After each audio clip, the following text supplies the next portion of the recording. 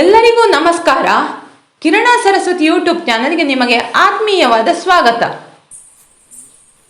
ಮನೆಯ ಅಂಗಳದಲ್ಲಿ ಆಟಿ ಕಳಂಜನ ಸಂಭ್ರಮ ಹೇಗಿದೆ ನೋಡೋಣ ಬನ್ನಿ.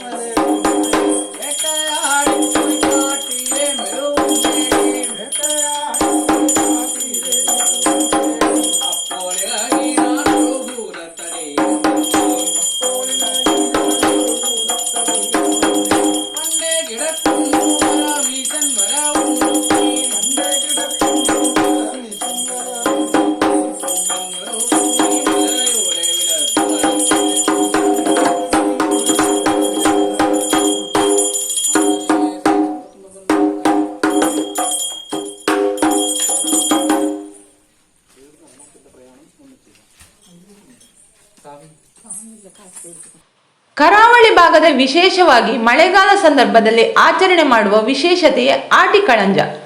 ಇದನ್ನು ಊರಿನವರೆಲ್ಲ ಸೇರಿ ಯಾವ ಉದ್ದೇಶಕ್ಕಾಗಿ ಆಚರಣೆ ಮಾಡುತ್ತಾರೆ, ಇದರಿಂದ ಲಾಭವೇನು ಅನ್ನುವುದನ್ನು ನೋಡೋಣ.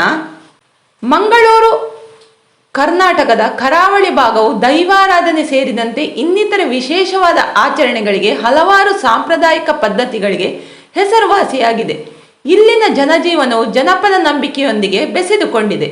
ಇದಕ್ಕೆ ಪೂರಕ ಎಂಬಂತೆ ಮಳೆಗಾಲ ಆರಂಭವಾದ ಬಳಿಕ ನಡೆಯುವುದೇ ಆಟಿ ಕಳಂಜ. ಆಟಿ ಕಳಂಜ ತುಳುನಾಡಿನ ಜನರ ಜನಪದ ಕುಣಿತಗಳಲ್ಲಿ ಒಂದಾಗಿದೆ. ಇದು ವಿಶಿಷ್ಟ ಆಚರಣೆಯ ಕಲಾ ಪ್ರಕಾರಗಳಲ್ಲಿ ಒಂದು. ದಕ್ಷಿಣ ಕನ್ನಡ, ಕಾಸರಗೋಡು ಜಿಲ್ಲೆಗಳಲ್ಲಿ ಹೆಚ್ಚಾಗಿ ನಲಿಕೆ ಜನವರ್ಗದಲ್ಲಿ ಕಾಣಸಿಗುವ ಕುಣಿತ ಇದು. ತುಳು ಕ್ಯಾಲೆಂಡರ್ನಲ್ಲಿ ಒಂದಾದ ಆಟಿ ಸಮಯದಲ್ಲಿ ಸಮೃದ್ಧಿಯನ್ನು ತರುತ್ತದೆ ಎಂದು ನಂಬಲಾಗಿದೆ. ಇದನ್ನು ತಮ್ಮ ಮನೆಗಳಲ್ಲಿ ಮಾತ್ರವಲ್ಲ, ಊರಿಗೂ ಸಮೃದ್ಧಿ ತರಲಿ ಎಂಬ ಕಾರಣಕ್ಕೆ ಆಚರಣೆ ಮಾಡಲಾಗುತ್ತದೆ. ಆಟಿಯಲ್ಲಿ ಎಡೆಬಿಡದೆ ಮಳೆ ಸುರಿಯುತ್ತದೆ. ಮಳೆಗಾಲದ ಜೊತೆಯಲ್ಲಿ ನಾನಾ ಕಾಯಿಲೆಗಳು ಒಕ್ಕರಿಸಿಕೊಂಡು ಬರುತ್ತವೆ. ಜ್ವರ, ಶೀತ, ಕೆಮ್ಮು ಅಂತಹ ಜನರು ಬಳಲಿ ಹೋಗಿ ಬಿಡುತ್ತಾರೆ. ಈ ಸಂದರ್ಭದಲ್ಲಿ ಮಹಾಮಾರಿಯನ್ನು ಓಡಿಸಲೆಂದು ಬರುವವನೇ ಆಟಿ ಕಳಂಜ.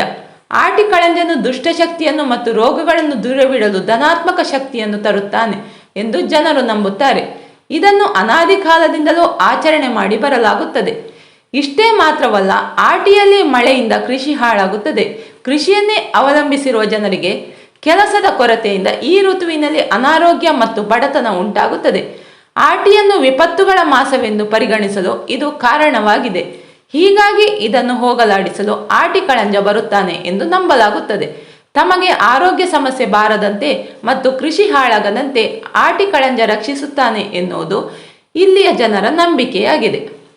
ಆಟಿ ಕಳಂಜ ವೇಷವನ್ನು ಹಾಕಿಕೊಂಡು ಊರಿನ ಮನೆ ಮನೆಗೆ ಹೋಗಿ ಕುಣಿಯುತ್ತಾರೆ. ಸಣ್ಣ ಬಾಲಕನಿಗೆ ತಾಳೆಗರಿಯ ಛತ್ರಿ ಕೊಟ್ಟಿರುತ್ತಾರೆ.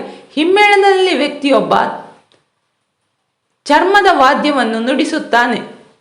ಕಳಂಜ ಎಂದರೆ ಚಿಕ್ಕ ಬಾಲಕ, ದುಷ್ಟ ಶಕ್ತಿಯನ್ನು ಹೊಡೆದೋಡಿಸುವ ಮಾಂತ್ರಿಕ ಎಂಬ ಅರ್ಥವೂ ಇದೆ.